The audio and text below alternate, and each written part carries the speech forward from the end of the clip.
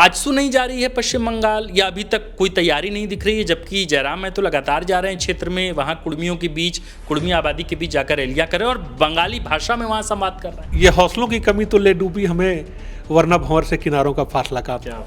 तो होता क्या है कि हौसला जो है वो मुझे लगता है कि आजसू में जिस हौसले की जरूरत है आज वो हौसला तो नहीं दिख रहा है। आज अगर आजसू वहां अपना प्रत्याशी उतार भी दे तो क्या बीजेपी और आजसू के रिश्ते सहज रहेंगे झारखंड में? बीजेपी को सीधे सीधे नुकसान पहुंचाने की स्थिति में हो तो मेरा मानना है कि बीजेपी उसको शायद खड़ा न होने दे या उनको नामांकन वापस ले। अगर ऐसी पोजीशन में हो, लगे कि नहीं इसकी सेहत पे, बीजेपी की सेहत पे कोई बहुत असर नहीं पड़ने वाला है, तो बीजेपी उसका नोटिस भी नहीं लेगी। क्या ऐसी स्थिति पनपेगी कि बीजेपी विवश होगी या सोचने के लिए कि अब सुदेश महतो का एरा खत्म हो गया या सुदेश महतो अब ढलान पर हैं, जयराम महतो का उदय?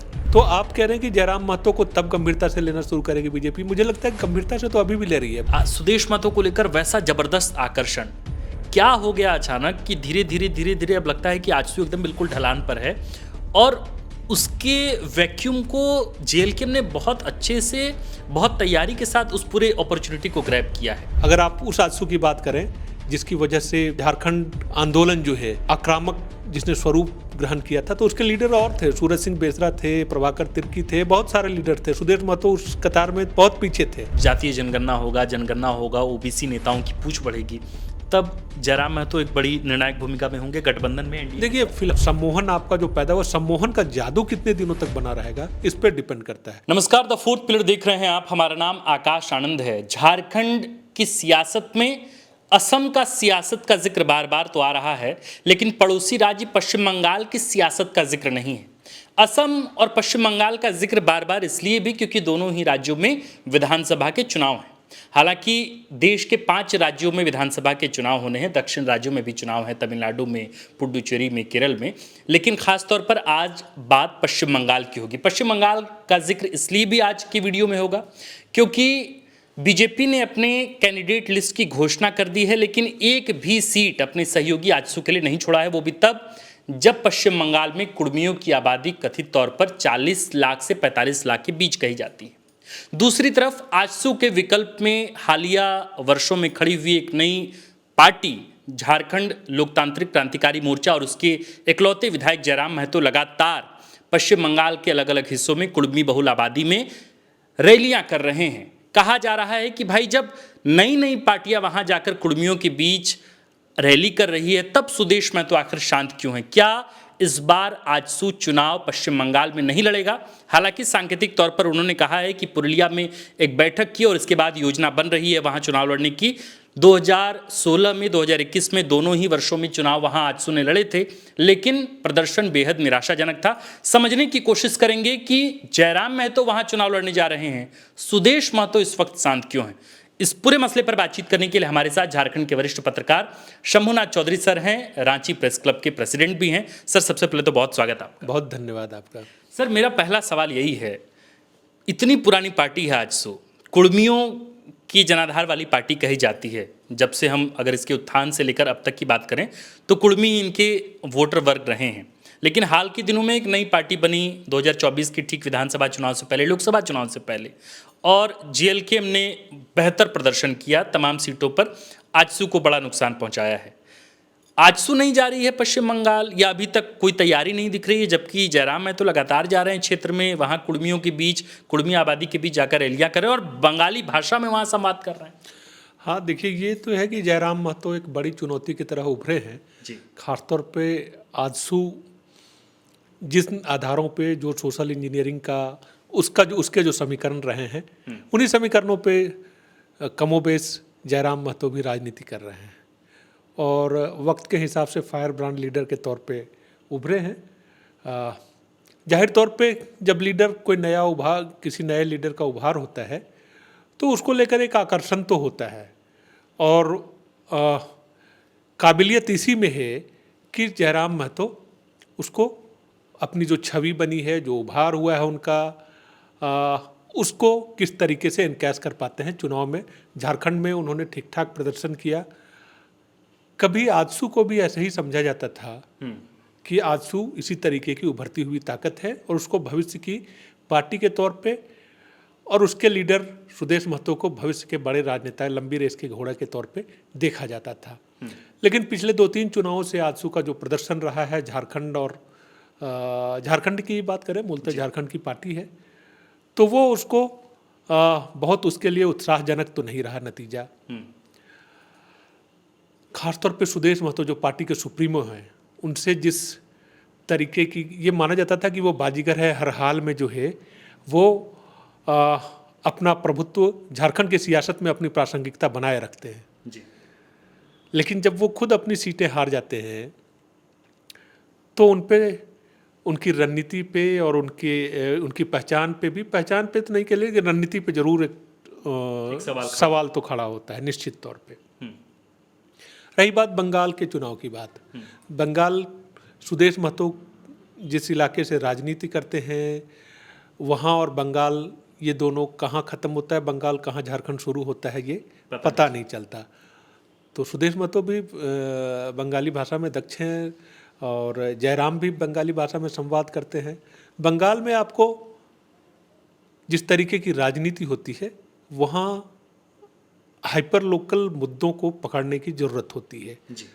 और आज की तारीख में मुझे लगता है कि जयराम महतो खासतौर पे कुर्मी जिसकी बात आप कर रहे हैं कि कुर्मी जाति जिसके ठीक ठाक वोट हैं वहाँ पे और कई विधानसभा सीटों पे उनका प्रभाव होता है। 35 के आसपास सीटें। हाँ, 35 के आसपास सीटें हैं जहाँ कुर्मी जो है अगर एक तरफा वोटिंग करते हैं तो समीकरणों को प्रभावित करते हैं। तो सवाल तो सबसे पहला यही है कि कुर्मी वोटर अब किसकी तरफ, क्या आजसू की तरफ कि क्या JLKM की तरफ। तो आजसू की ओर से अब तक तो कोई ऐसी बहुत बड़ी तैयारी दिखी नहीं है। 2019 के चुनाव में आप भाजपा के 2021 के चुनाव में आप भाजपा के सहयोगी पार्टी के तौर पे आपको एक सीट मिली थी, बगमुंडी सीट, जहाँ पे आपने चुनाव लड़ा था, 14,000 वोट के अंतर से हारे। हाँ, और आपको हार मिली थी। इससे पहले भी आप चुनाव लड़ते रहे हैं, 2016 में चुनाव लड़ा था आपने, लेकिन कोई ऐसा फुटप्रिंट आपने छोड़ने में जो है वो नाकाम रहे थे कि जिसकी चर्चा हो आने वाले दिनों में, ऐसा कोई फुटप्रिंट नहीं छोड़ पाए थे आप उन चुनावों में भी। जाहिर है, और जब पार्टी का जन्म जहाँ पे हुआ, जहाँ से उसका रूट है, अगर वहीं पार्टी को प्रदर्शन बहुत बेहतरीन नहीं रहा हो तो आगे जाने के लिए जो ईंधन चाहिए, जो ऊर्जा चाहिए, उसकी कमी साफ तौर पे देखी जा रही है। अन्यथा ऐसी कोई वजह नहीं थी कि सुदेश महतो बंगाल में, अब देखिए बात हो रही है क्योंकि देखिए राजनीतिक वजूद का मसला होता है, लगता है कि नहीं ये बंगाल की बात है, वहाँ से भी उनकी पार्टी के समर्थक तो है ही है, ऐसा नहीं है कि हाँ खत्म हो गए, भले ही चुनाव वो हार गए थे लेकिन समर्थक तो है ही है। तो एक जन दबाव तो होगा उन पे कि भाई चुनाव क्यों नहीं लड़ रहे हैं। लेकिन मुझे लगता है कि ये हौसलों की कमी तो ले डूबी हमें, वरना भंवर से किनारों का फासला काम। तो होता क्या है कि हौसला जो है वो, मुझे लगता है कि आजसू में जिस हौसले की ज़रूरत है आज, वो हौसला तो नहीं दिख रहा है। तो अब चले जाएं और आप हाफ-हार्टेडली चुनाव लड़ें। अगर आपको चुनाव लड़ना था तो पहले से तैयारी करनी थी, न कोई संगठन की तैयारी, न कैंडिडेट को लेकर। हाँ, तो अगर आप लड़ भी जाते हैं तो ठीक है, तत्कालिक तौर पे आप कार्यकर्ताओं का मन रखने के लिए, अपने समर्थकों का मन रखने के लिए कोई कैंडिडेट उतार दें, लेकिन नतीजा क्या होने वाला है ये सबको पता है। और मुझे लगता है कि कोई बहुत चमत्कार नहीं हुआ तो कोई चमत्कार वहाँ पे कर पाएंगे, इसकी गुंजाइश कम दिखती है फिलहाल। सर, बीजेपी ने एक बार मौका दिया, जैसा कि आपने भी जिक्र किया, 2021 के विधानसभा चुनाव में बगमुंडी सीट से उन्होंने चुनाव भी लड़ा, मतलब आजसू ने अपने प्रत्याशी को उतारा भी, लेकिन 14,000 वोट के अंतर से उन्हें तृणमूल कांग्रेस के एक विधायक ने, प्रत्याशी ने उन्हें चुनाव में हरा दिया। 2016 में 12 सीटों पर आजसू ने अपने कैंडिडेट उतारे और जानकर हैरानी होगी कि लगभग 11 सीटों पर स्थितियां ऐसी रही और कमोबेश 12, अगर मैं फैक्चुअली गलत नहीं हूं तो, जहां आजसू के प्रत्याशी को नोटा से भी कम वोट मिले थे। मेरा सीधा सर सवाल है, आज अगर आजसू वहाँ अपना प्रत्याशी उतार भी थे, जैसा सुदेश महतो पिछले दिनों पुरुलिया में उन्होंने बैठक की, कार्यकर्ताओं के साथ बातचीत की, अगर उतार दिए तो क्या उनके कैंडिडेट ने अगर थोड़ा बहुत भी इधर उधर किया या उसकी वजह से अगर बीजेपी के परफॉर्मेंस पर अगर कहीं कुछ सवाल खड़ा हुआ तो क्या बीजेपी और आजसू के रिश्ते सहज रहेंगे झारखंड में? देखिए, एक तो बात तय है कि अगर आजसू का कोई कैंडिडेट बीजेपी को सीधे सीधे नुकसान पहुंचाने की स्थिति में हो तो मेरा मानना है कि बीजेपी उसको शायद खड़ा न होने दे, है ना, या उनको नामांकन वापस लेना, अगर ऐसी पोजीशन में हो, लगे कि नहीं इसकी सेहत पे, बीजेपी की सेहत पे कोई बहुत असर नहीं पड़ने वाला है, तो बीजेपी उसका नोटिस भी नहीं लेगी, है ना। और एक आध सीट का मामला कि अगर, और मुझे नहीं लगता है कि बंगाल में एकदम बिल्कुल एक आध सीट वाला मामला जो है, ठीक है, एक एक सीट पे संघर्ष है कांटे का, इसमें कोई दो राय नहीं है, लेकिन एक आध सीट से सरकार बनाने और नहीं बनाने वाली बात होगी, तब तो बात हो सकती है कि रिश्ते पे बात हो सकती है कि भैया आजसू की वजह से हम एक सीट हार गए, या आजसू की वजह से ऐसा नुकसान, आजसू कितनी सीटों पे उनको नुकसान पहुंचाएगी, अधिकतम एक आध सीट पे तो लड़ने की तैयारी है इनकी, बहुत लड़ेंगे तो एक सीट पे लड़ेंगे। पुरुलिया जिले में, और मैं वही समझता हूँ कि जिस सीट पे पिछली बार इनको वोट मिले थे, उस सीट के अलावा कोई दूसरी सीट पे क्यों जाएंगे, बागमुंडी, उसके अलावा किसी दूसरी सीट पे क्यों जाएंगे, और क्या असर छोड़ पाएंगे वहाँ पे। तो मान लीजिए कि अगर वहाँ बीजेपी को नुकसान पहुँच जाता है, जो कि बीजेपी की सीट अभी है नहीं, वो तृणमूल कांग्रेस की सीट है, नुकसान पहुंच जाता है, तब तो कोई बात हो सकती है कि भैया लगे कि नहीं मुश्किल है, लेकिन मुझे नहीं लगता कि ऐसी कोई परिस्थिति उत्पन्न होने वाली है। और आजसू की वजह से बीजेपी की सेहत पे अगर कोई असर नहीं पड़ने वाला है तो ठीक है, खड़े हो, आप भी खड़े हो, हम भी खड़े होंगे, तो कोई प्रॉब्लम नहीं है। सर, एक बात जिसको लेके कई हलकों में जिक्र होता है, और जिक्र ये होता है कि भाई आजसू की रिप्लेसमेंट में जयराम महतो का उदय हुआ, जेएलकेएम का उदय हुआ है।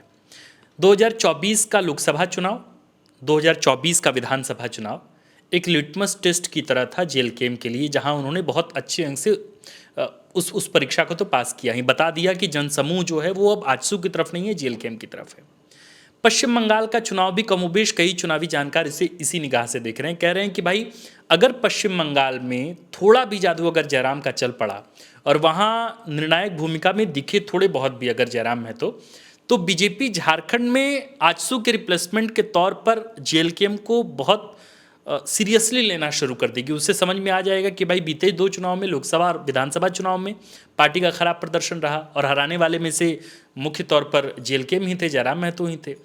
पार्टी ने पश्चिम बंगाल में भी अच्छा परफॉर्म किया जेएलकेएम में, अगर वे कर पाते हैं तो क्या ऐसी स्थिति पनपेगी कि बीजेपी विवश होगी यह सोचने के लिए कि अब सुदेश महतो का एरा खत्म हो गया, या सुदेश महतो अब ढलान पर हैं, जयराम महतो का उदय हो रहा है? देखिए, जयराम महतो आज की तारीख में इस पोजीशन में है, झारखंड में जो दोनों चुनाव हुए, लोकसभा का चुनाव और विधानसभा के चुनाव, इसके बाद से उनको कोई नज़रअंदाज करने की स्थिति में नहीं है।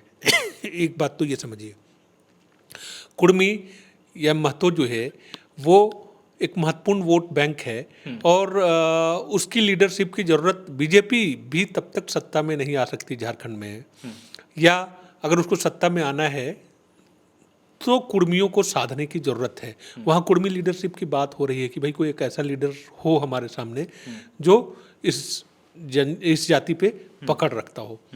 तो आप कह रहे हैं कि जयराम महतो को तब गंभीरता से लेना शुरू करेगी बीजेपी। मुझे लगता है गंभीरता से तो अभी भी ले रही है, भले ही बातचीत, डायलॉग, कुछ लेवल पे बात हुई भी हो, नहीं भी हुई हो, चर्चा होती भी रहे, ऐसा भी नहीं है कि चर्चा नहीं होती है बहुत सारी चीज़ें, हर संभावना पे विचार। जिस दिन बीजेपी को अपरिहार्य लग जाएगा कि नहीं जयराम महतो हमारे लिए अपरिहार्य हो गए हैं, असल में इनका लक्ष्य क्या है, जयराम महतो कहाँ असर छोड़ेंगे, सबसे ज़्यादा असर छोड़ेंगे झारखंड में। तो लगेगा कि अभी झारखंड के चुनाव में देर है, 4 साल का वक्त, 3.5 साल का वक्त है, 1.5 साल ही गुजरे हैं, तो लगेगा। और आगे जब चुनाव के नज़रिए से झारखंड को देखने लगेगी बीजेपी, और लगेगा कि नहीं हम अपना कोई विकल्प नहीं खड़ा कर पा रहे हैं जयराम महतो, तो जयराम महतो को जरूर साधना चाहेगी बीजेपी। अब जयराम महतो किसकी तरफ जाएंगे ये उन पे डिपेंड करता है, उनकी राजनीति के रिप्लेसमेंट में ही देखा जाएगा, सुदेश महतो की रिप्लेसमेंट में ही देखा जाएगा। नहीं, देखिए सुदेश महतो से अब देखिए सीट के हिसाब से भले सुदेश महतो की पार्टी का प्रदर्शन चाहे जो भी रहा हो, जैसे भी है, तो ये बात बीजेपी मान के चलती है कि सुदेश महतो के साथ रहने से कम एक मैसेज जो है वो चला जाता है कि नहीं भाई हम जो महतो, हाँ आंदोलनकारियों की पार्टी, और उसको कुर्मी समुदाय की हम उपेक्षा नहीं कर रहे हैं, उसको एक ठीक ठाक तवज्जो दे रहे हैं, उसको महत्व दे रहे हैं। लेकिन अगर जयराम ज़्यादा मुफीद साबित हुए, जैसा कि उन्होंने इस विधानसभा चुनाव में दिखाया, और जिनकी वजह से ये भी माना गया कि अगर जयराम की पार्टी नहीं खड़ी होती इतनी सीटों पे तो बीजेपी जो है सरकार नहीं भी बनाती, तो बीजेपी की स्थिति जो है वो कम से कम पुरानी स्थिति में तो जरूर रहती वो, इस वजह से उनको नुकसान उठाना पड़ा। तो ये जरूर चाहेंगे कि भाई जयराम की वजह से दोबारा अगर समीकरण बिगड़े, दोबारा बीजेपी सत्ता से दूर रह जाए, दोबारा नुकसान झेलना पड़े, तो जयराम को साधने की कोशिश करेंगे, ये इसमें कोई दो राय नहीं है। और सुदेश महतो तब अपरिहार्य नहीं रहेंगे। सुदेश महतो क्यों अपरिहार्य हैं, या क्यों उनको बीजेपी अभी साथ में लेके चलती है, इसलिए चलती है। अच्छा, सुदेश महतो के साथ भी मजबूरी है। अब सुदेश महतो राजनीति में उस जगह पे पहुंच चुके हैं कि आज की तारीख में तो कम से कम एनडीए के साथ बने रहना उनकी मजबूरी है।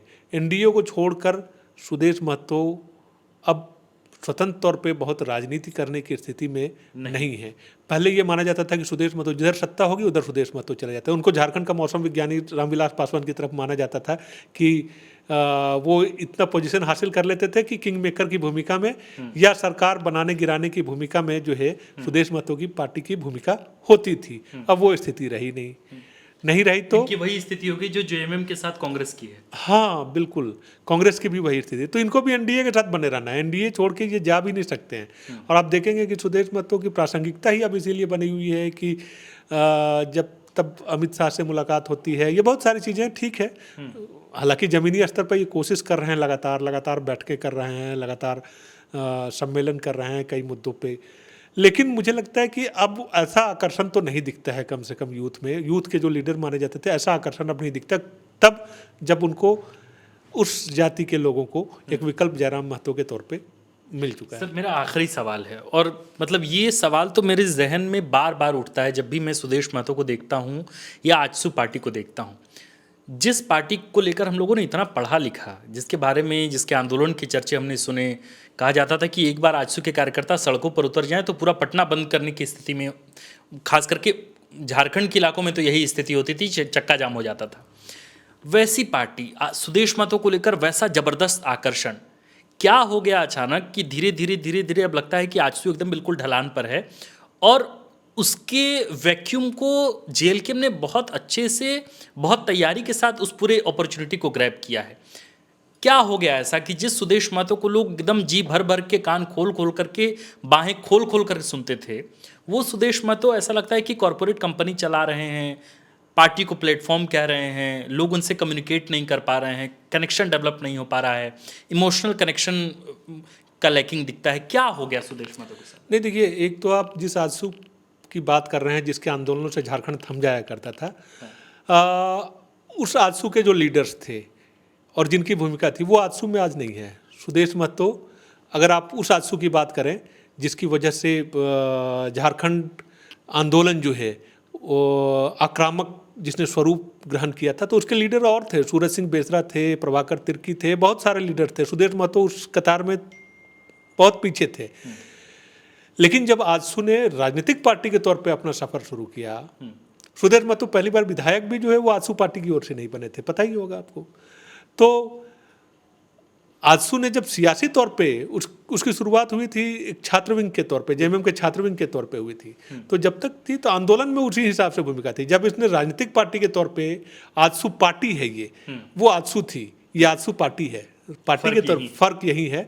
तो इसने जब सफर की शुरुआत की, सुदेश महतो को लेकर एक आकर्षण था, इसमें कोई दो राय नहीं है। लेकिन ये मानने में भी कोई गुरेज नहीं होना चाहिए कि वो आकर्षण वर्षों से, पिछले वर्षों में घटता चला गया। खासतौर पे जब वो उनको 2-3 दफ़ा हार का सामना करना पड़ा, तो ये माना जाने लगा कि भाई उनको लेकर जो आकर्षण था, ये वो अपने क्षेत्र में भी जो है जो प्रभुत्व है, जो सियासी समीकरण है, या उनको नाराज़गी का सामना करना पड़ा है। इस वजह से सुदेश महतो, अब वो सुदेश महतो तो नहीं है, लीडरशिप की वो चमक तो नहीं है उनमें। अब फिर से हासिल कर लें, राजनीति है तो इसमें कुछ भी असंभव नहीं होता है। फिर से अगर वो चमक हासिल कर ले तो नहीं कहा जा सकता, लेकिन तत्काल कोई बहुत ऐसा कोई मुद्दा उनके हाथ में मुझे नहीं दिखता है, ऐसी कोई चमक नहीं दिखती है कि जिसके आधार पर हम माने कि कोई बहुत चमत्कार आने वाले वर्षों में आजसू पार्टी करने वाली है। सर इतना लंबा अनुभव रहा है आपकी जर्नलिज्म का, जयराम महतो क्या बहुत नियर बाय फ्यूचर ऐसी संभावना आपको दिखती है कि बीजेपी की भी ज़रूरत बन पाए, और सच में एक वक्त ऐसा आएगा जो कि आजसू ज़रूरत नहीं रह जाएगा? मतलब आज थोड़ी बहुत जो भी प्रासंगिकता है आजसू की एनडीए के साथ रहते हुए, वो प्रासंगिकता भी धीरे धीरे खो जाएगी, और जो चमक जेएलके का है फिलहाल आज की मौजूदा सियासी व्यवस्था में, उसमें एक ज़रूरत बनकर उभरेगा। और 2029 के चुनाव तक जब जातीय जनगणना होगा, ओबीसी नेताओं की पूछ बढ़ेगी, तब जयराम महतो एक बड़ी निर्णायक भूमिका में होंगे गठबंधन में एनडीए। देखिए, फिलहाल जयराम जिस तरीके जो सदन में उनका परफॉर्मेंस है, जिस तरीके के मुद्दों की बात करते हैं, उनको भी कई बातों को लेकर आलोचना होती है जयराम की, इसमें भी कोई। अब इसी पर डिपेंड करेगा कि जयराम अपना सफ़र जो है वो कितना आगे बढ़ा पाते हैं। हालांकि पार्टी के तौर पे बहुत उम्मीद जगाते हुए वो भी नहीं दिखते हैं कि संगठन कोई बहुत कायम हो रहा है, ऐसा मुझे दिख नहीं रहा है कि बहुत संगठन बन रहा हो जयराम महतो की पार्टी का। और बाकी सीटों पे चुनाव में प्रदर्शन कर देना, आप पहली बार चुनाव में थे, आपके एक हीरोइज्म है, आपकी भाषण कला से आप जिन मुद्दों को उठाते हैं उससे थी बातें, तो एक आकर्षण था और है। अभी ऐसा नहीं कहेंगे कि आकर्षण खत्म हो गया। अभी भी आप जिस तरीके से सदन में परफॉर्म करते हैं, जितनी मेहनत करते हुए दिखते हैं, ऐसा किसी और पार्टी का विधायक नहीं दिखता है। तो ये परफॉर्मेंस अगर जारी रखेंगे वो, लेकिन साथ साथ उनको संगठन पे बहुत, मुझे लगता है कि मैं जहाँ तक समझता हूँ कि संगठन पे बहुत काम करने की ज़रूरत है। देखिए, केवल एक छवि जो है, छवि उसको लेकर बहुत लंबे दौर तक चलना जो है बहुत मुश्किल होता है। होता क्या है कि जब तक काम क्या करता है, काम करता है पार्टी का संगठन। तो संगठन जो है उसकी मजबूती के दिशा में अगर कदम उठा पाएँ और वो गलतियां जो सुदेश महतो की पार्टी ने की, अगर वो गलतियां न दोहराएं तो जेल की हम बड़ी हो सकती है, इसमें कोई दो राय नहीं है। पश्चिम बंगाल जयराम के लिए लिटमस टेस्ट की तरह होगा, ये साबित करने के लिए बीजेपी के समक्ष कि हम प्रासंगिक हैं, हम रिप्लेसमेंट बन सकते हैं आजसू के। हाँ बिल्कुल, पश्चिम बंगाल के चुनाव में अगर जयराम खुद को साबित करते हैं और जितनी सीटों पे कहा जा रहा है कि 10-12 सीटों पे चुनाव लड़ने की तैयारी कर रहे हैं, अगर ऐसा लड़ते हैं और अगर वोट परसेंटेज ठीक ठाक आता है तो जाहिर तौर पे उनकी छवि जो है वो और बेहतर होगी और ये माना जाएगा कि नहीं भाई, इस आदमी का प्रभाव है। अब उसको कितना संभाल पाते हैं। देखिए, एक बार क्या होता है कि भीड़ आपके पीछे चलती है, उसको बहुत देर तक संभाले रखना, भीड़ हमेशा आपके पीछे बनी रहे, ये कायम रखना बहुत बड़ा चैलेंज होता है राजनीति में।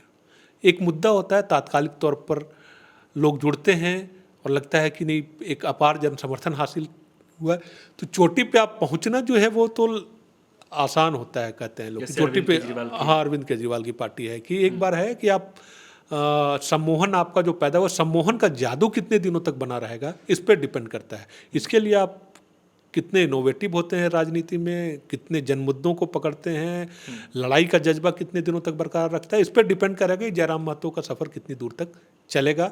और देखिए, व्यक्तिगत तौर पे तो वो एक लीडर के तौर पे स्थापित हो चुके हैं और अभी मुझे लगता है कि इनको ठीक ठाक माइलेज मिलेगा उस हिसाब से व्यक्तिगत तौर पे। लेकिन पार्टी के तौर पे जयराम महतो, उनकी पार्टी कितनी प्रभावी हो पाएगी, ये उस पर डिपेंड करेगी कि वो संगठन किस तरीके से खड़ा कर पाते हैं और लोगों को कब तक जोड़ कर रख पाते हैं या नहीं पाते हैं। अच्छा, एक और बात है कि पार्टी केवल युवाओं की पार्टी जो है, जैसे आप सोचेंगे या किसी, उनके सामने सबसे बड़ी चुनौती जयराम महतो के सामने वही है कि केवल अगर छवि, मैं नहीं जानता कि वो तमाम लोगों की बात कर रहे हैं, झारखंडियत की बात कर रहे हैं, लेकिन एक इस छवि में कैद होते जा रहे हैं, उनको भी लोग कुर्मी के लीडर के तौर पे देखने लगे हैं। तो अगर इसी तौर पे देखने लगेंगे लोग लगातार, तो किसी एक जाति के वोट बैंक से आप बहुत लंबा नहीं चल सकते। कॉम्बिनेशन, हाँ उभरे, फिर कोई उभरेगा, कोई बात होगी, कहीं आपसे चूक होगी, कहीं गलती होगी, कहीं जानबूझकर, कहीं गलती से, तो उसका फ़ायदा जो है दूसरे लोग उठाएंगे। पार्टी वही कामयाब होती है। अगर सोशल इंजीनियरिंग की भी बात करें तो हमेशा 2-3 जातियों का कॉम्बिनेशन, अगर जातीय तल्ख सच्चाई है तो 2-3 जातियों का कॉम्बिनेशन जब आप बनाते हैं और ठीक ठाक जोड़ लेते हैं, तभी आप कामयाब होते हैं। जैसे थोड़ा इसको अगर उदाहरण के तौर पे नहीं, जैसे देखिए ना, जैसे लालू यादव एमवाई समीकरण पे बात होती थी, झारखंड में अभी जेएमएम की सफलता के पीछे ट्रिपल एम माना जाता है, महतो, मांझी और मुसलमान। तो सोशल कॉम्बिनेशन आपको बनाना पड़ेगा। किसी एक जाति की पार्टी के तौर पे आप चलेंगे तो बहुत लंबा नहीं खेल सकते हैं। तो जयराम महतो के सामने अभी सबसे बड़ा खतरा यही है कि भैया, उसके अलावा कुर्मी तो आपको लीडर के तौर पे देखते हैं, इसमें कोई दो राय नहीं है, बाकी जातियां भी हो सकता है देखती हो, लेकिन अभी वो आकर्षण पैदा नहीं हुआ है जिनको लोग, या एकदम वोट बैंक जो है इनके साथ किसी और का या मुसलमानों का कुछ सीटों पे ही जुड़ जाए सीधे जयराम महतो के साथ, ऐसा न होता नहीं दिख रहा है। ऐसा होता तो कामयाबी की कहानी कुछ और भी होती, या हो सकता है हो आगे जोड़ने में अगर सफल हो पाए तो हो सकता है कि जोड़ लें। तो कुल मिलाकर यही है कि जब व्यवस्थाएं केंद्रीकृत होती हैं तो सबसे पहले नुकसान उस व्यवस्था के नायक को होता है, और यही नुकसान जो है वो सुदेश महतो के साथ भी हुआ।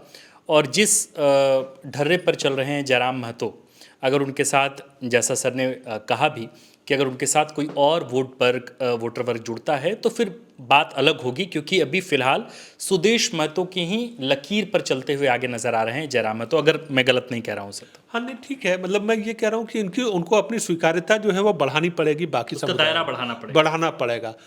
तब उनका असर, उनकी पार्टी का असर, एक गैप तो है, एक पार्टी तो चाहिए। झारखंड मुक्ति मोर्चा एक पार्टी है, झारखंड के मुद्दों पे बात करने वाली कोई पार्टी तो चाहिए। जयराम उन्हीं मुद्दों पे बात करते हैं, युवाओं के मुद्दे पे बात करते हैं, लोगों के सवाल पे बात करते हैं, बहुत अच्छी बात है, मुद्दे बहुत अच्छे उठाते हैं। और लेकिन सवाल यह है कि आप वोटरों को, असल खेल क्या है राजनीति में, कि आप उसको सीटों में कितना तब्दील कर पाते हैं, वोटरों पे अपना उनको उनको उनसे भावनात्मक तौर पे इमोशनली जो है वो कितना कनेक्ट हो पाते हैं या कनेक्ट कर पाते हैं उनके साथ, इस पर डिपेंड करता है। तो जयराम के सामने संभावनाएं बहुत हैं और चुनौतियां भी हैं। बिल्कुल। तो हमने आज की इस वीडियो में बातचीत की पश्चिम बंगाल के सिलसिले में, क्योंकि पश्चिम बंगाल में जयराम महतो लगातार वहां दौरा भी कर रहे हैं, उनका चुनावी शंखनाद भी हो चुका है, जबकि आजसू पार्टी की तरफ से अभी बस एक सांकेतिक तौर पर यह कहा गया है कि पार्टी पूर्व वाली ही सीट, जिस सीट पर कभी पहले चुनाव लड़ी, बघमुंडी सीट, उसी सीट पर संभवतः वे अपने प्रत्याशी उतारने की योजना पर काम कर रहे हैं। हमने इस चुनाव में, यानी कि पश्चिम बंगाल के इलेक्शन में, दोनों ही पार्टियों के परफॉर्मेंस के एवज पर एनडीए फोल्डर में संभावित गठबंधन को लेकर भी बातचीत की है। यह समझने की कोशिश की कि आखिर इस पश्चिम बंगाल इलेक्शन के बाद क्या कुछ बदल सकता है, सियासत में क्या कुछ बदलाव होगा, प्रासंगिकता जयराम महतो की बढ़ेगी और प्रासंगिकता सुदेश महतो की गिर सकती है, बढ़ सकती है, क्या कुछ होगा, इस पर हम लोगों ने बातचीत की है। आप इस वीडियो पर क्या सोचते हैं, इस पूरी बातचीत के बाद आपका निष्कर्ष क्या है, आप हमें कमेंट पर लिखकर जरूर बता सकते हैं। आप देख रहे थे द फोर्थ पिलर, हमारा नाम आकाश आनंद है, कैमरे के पीछे हैं विकी, और इस फ्रेम में बातचीत करने के लिए हमारे साथ मौजूद थे झारखंड के वरिष्ठ पत्रकार व रांची प्रेस क्लब के प्रेसिडेंट शंभुनाथ चौधरी सर। शुक्रिया।